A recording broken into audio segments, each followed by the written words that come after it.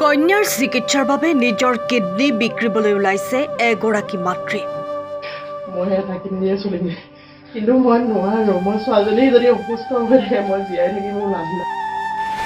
কন্যা গুৱাহাটীৰ স্বাগতা হস্পিটেলত ভৰ্তি। ইফালে অৰ্থ সংকটৰ বাবে কন্যাৰ চিকিৎসা কৰাবলৈ মাজুলীৰ বিভিন্নজনৰ পদূলিয়ে অৰ্থ সাহায্য বিচাৰি ঘূৰি ফুৰিছে মাতৃগৰাকীয়ে। মাতৃগৰাকীৰ নাম ৰূপালী বৰা শইকীয়া। 15 বছৰ পূৰ্বে মহিলাগৰাকী বিবাহ পাশত আবদ্ধ হৈছিল যদিও চৰিত্ৰহীন স্বামীয়ে মহিলাগৰাকীক এৰি থৈ যায়। নিজ মাতৃৰ লগতে দুটিকৈ কন্যা সন্তান পোহপালৰ দায়িত্ব পালন কৰি আহিছে এইগৰাকী মাতৃয়ে। অৰ্থৰ অভাৱৰ বাবে দুচকুৰে বাট নেদেখা মাতৃগৰাকীয়ে কন্যাৰ চিকিৎসাৰ বাবে কিডনী বিক্ৰী কৰাৰ কথা উল্লেখ কৰিছে। কন্যাৰ চিকিৎসাৰ বাবে অসম চৰকাৰৰ লগতে ৰাজ্যৰ হৃদয়বান লোকৰ সহায় বিচাৰিছে দুৰ্ভগীয়া মাতৃগৰাকীয়ে। কোনো সদাশয় লোকে সহায় কৰিব বিচাৰিলে তেওঁৰ account number 339159022213 IFSC code SBIN 00189990 অৰ্থ সাহায্য প্ৰদান কৰিব পাৰিব। বস্তু মই চাই মোৰ মানে বহুত ধৈৰ্য ধৰিলোঁ।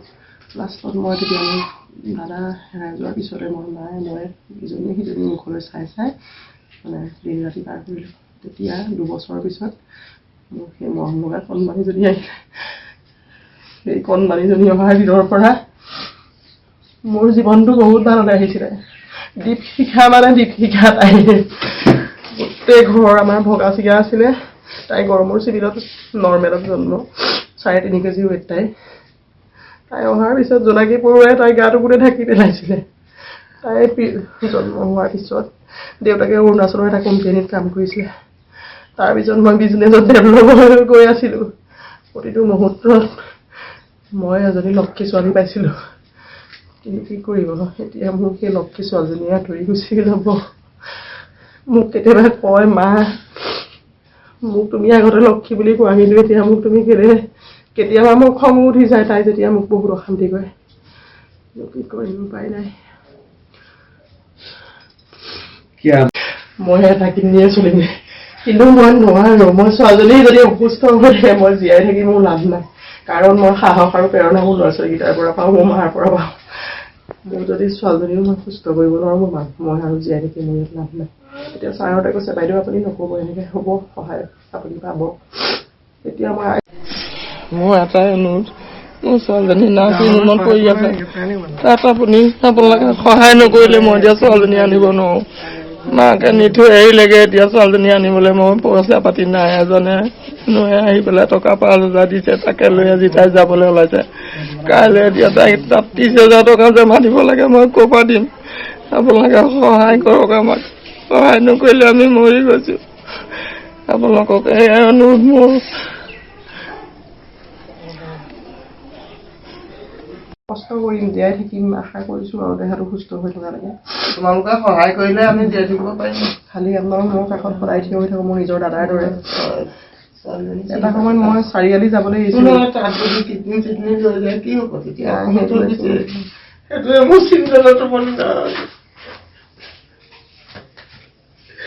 এনেকুৱা দিছে মোবাইলত, তেনেকুৱাবোৰ দিছে। যদি তাই তেনেকুৱা এটা হৈ যায় কি কৰিম বাৰু? তাইতো গম নাপায়, খালি তাই হৈয়ে আছে তেনেকে, একো তাই ক'ব নোৱাৰে। এতিয়া কেনেকে সুস্থ কৰিব আৰু এইটোৱে ভাবি আছো। যদি বহুত পইচা এৰি দিয়ে কি কৰিম আমি? ক'ৰ পৰা দিম? তেতিয়া আমাক ৰাইজে সহায় নকৰিলে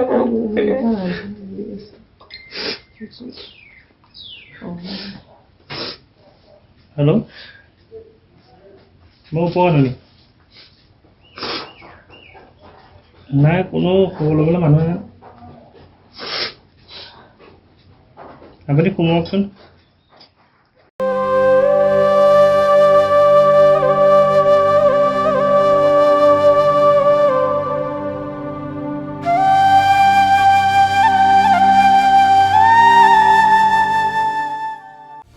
সময়ৰ খবৰ সময়ত পাবলৈ ফলো কৰক টাইম অফ আছাম।